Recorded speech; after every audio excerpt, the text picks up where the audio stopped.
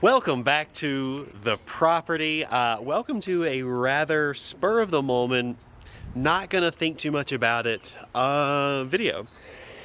The racing season is over. Today is something a little bit special. This video is gonna take place over many weeks, I'm sure. So filming is gonna be weird and spotty. But here's the deal. I took the Integra back to the farm.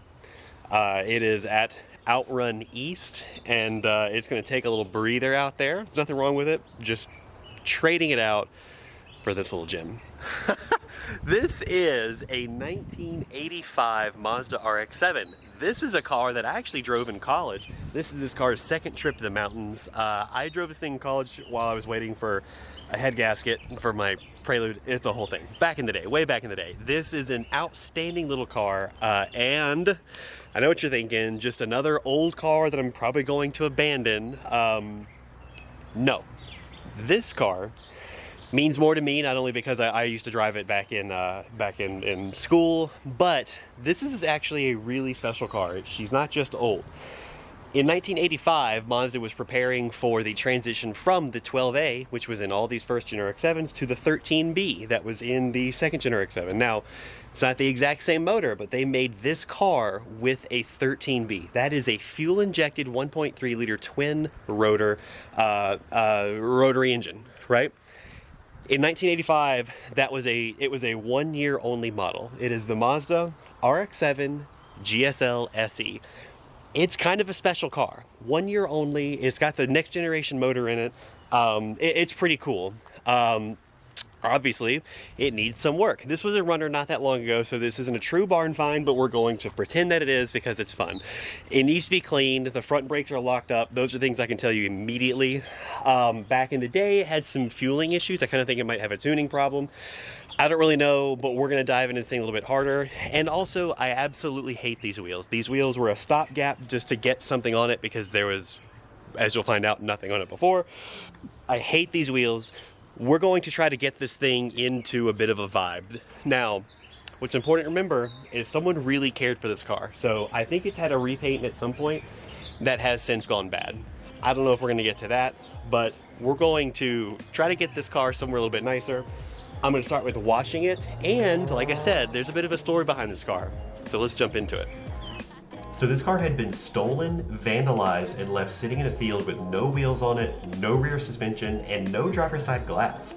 We went and got it and put it all back together. We had to source some parts from our old race car to get the rear suspension back on it, but there's some really good parts here, including a full Racing Beat exhaust system, steel braided brake lines that had adjustable coilovers on it. This is a cool car. Whew. That was a long time ago. I've been struggling off camera to get the caliper rebuilt. Turns out there was just one locked up caliper. It was the left rear.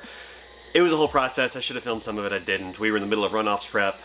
It is now post runoffs prep. We're straight up off season. It is cold outside. In any case, we're getting back to this thing. One problem that I know it's always had is it always has leaked just a little bit. And one of the things that I have to do here is get this car to where it can safely sit outside. Not all the time. I want it to sit inside most of the time, but I do need this spot to do some other stuff with other cars in the fleet. So right now we're gonna seal this thing up, and I have a bit of a surprise for you later on. So what we've got here are door seals. There's two different kinds. This one goes on the outside of the window, and this goes on the outside of the door. Well, I guess on the inside of the door. And I'm hoping these seals are broken up and rotten all over the car. So I'm hoping these will seal the car up real nice. It's super cool, genuine Mazda parts. Some of these all came from Atkins Rotary. Really cool to be able to get these parts still.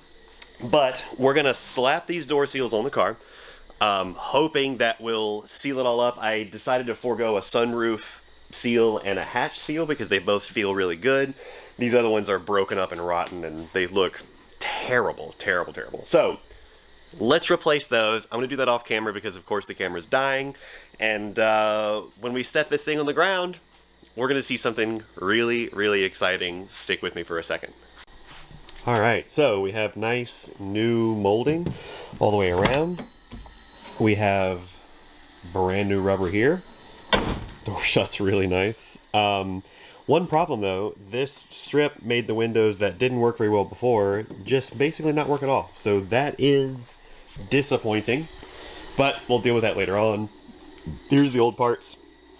Dry, cracked, rotting away. So now that that's done, we need to turn our attention to getting this thing running. It's kind of funny, this car's been revived a couple of times. It runs okay. I think it's running on like one rotor. I think it idles fine, but when you give it some throttle, it doesn't do so well. So started by draining all the gas out of it. I got to put new gas in it. I've got some good fresh gas, and we're going to start there and see what happens. This car was a great runner before. There's not a whole lot of reason why it shouldn't run well again, so let's put some gas in it and see what she does. A couple gallons of fresh gas. I know it runs, just doesn't run great. Let's see what it does once we get some fuel in it.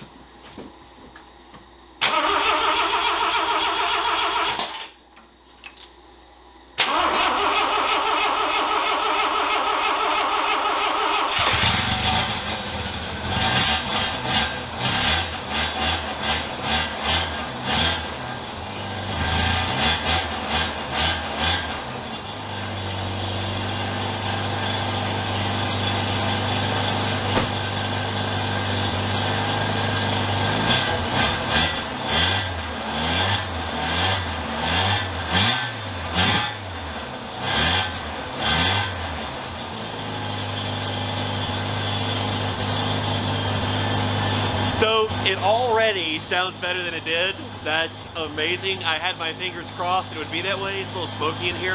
I had my fingers crossed that it would run good. Sounds much better than it did when I pulled it off the trailer at first. Again, I had no reason to believe it wouldn't run well because it's always been a good runner.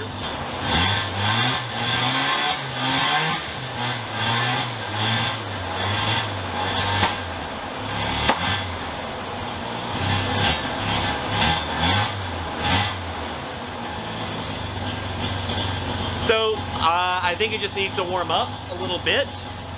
I got to get some more gas in it. So maybe it's not totally happy. I am sure it'll clear up. It needs to be driven, needs to be warmed up, it needs to be brought to temperature, so on and so forth. In any case, it is running plenty good enough for me to get this surprise out and show you guys. In any case, I gotta get this thing out of here because I need the space, so stay tuned for what's next. It's so good, I promise you.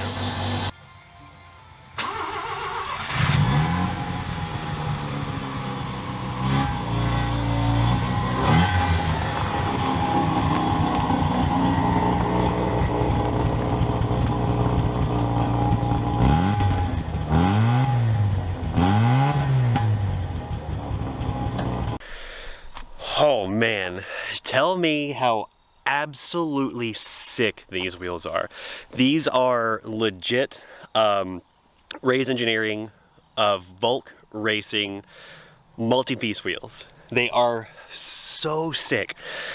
Now they are a two-piece wheel, so it's not a three-piece. It's a little bit weird. It's kind of an off-the-wall thing, which frankly makes them a little bit less valuable because they are kind of weird. They're still legit Japanese made high quality wheels from one of the best names in wheels, and I think they fit the car beautifully. What I wanted was a period correct multi-piece wheel. This lug pattern is 4x114, which is kind of weird for a lot of cars, but it's a big Nissan a big Nissan car thing. So I was able to pick these up off of a 240 kid, an S13 kid, and I couldn't be happier with them. Now the offset is not perfect. The tires are certainly not perfect. The front rubs like you wouldn't believe already, and I haven't even taken it anywhere. It's not really street legal yet. I've got some paperwork before I can go driving. But these will teach me just a couple of things, like what kind of tires do I need to get? Do I need spacers for the front because it's kind of close? Might need spacers, I don't really know. I know that those tires are not going to work. And also the wheels are a little bit big. These are 16s. I think this car needs 15s, but this was the deal I found, and I think that they look absolutely amazing, especially the rear. They are different offsets front to rear. There's a little bit of a lip here, maybe a 1.5 or so here. And I cannot believe how good they look. They really transform the car. I hated those Motegi's. The graphite Motegi's are F-, not it at all. But these the ones. These look so sick.